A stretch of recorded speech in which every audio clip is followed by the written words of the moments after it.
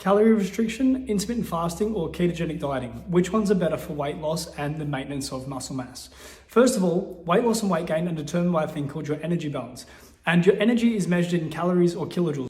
If you're in a calorie surplus or you're having too much energy, weight gain occurs. The opposite means you'll lose weight.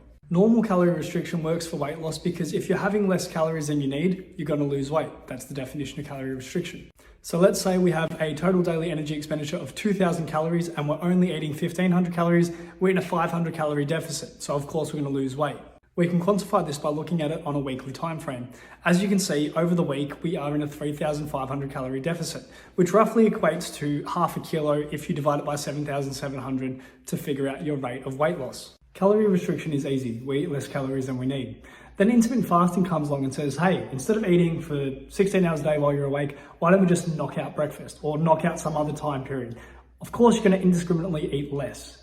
Ketogenic dieting, instead of working on time-based periods of restriction, looks at food groups and says, hey, carbs are the bad guys, let's just cut out them. Of course, that's going to indirectly drop your calorie level too. All these strategies work by directly or indirectly dropping your calorie intake. But is there an optimal dieting strategy as it relates to muscle mass and weight loss? If we look at weight loss across the three, assuming that all are in an equal calorie deficit, the rates of weight loss are going to be pretty similar. If we want to look at how these three dieting strategies impact performance and muscle, normal calorie restriction comes up on top when compared to intermittent fasting and ketogenic dieting.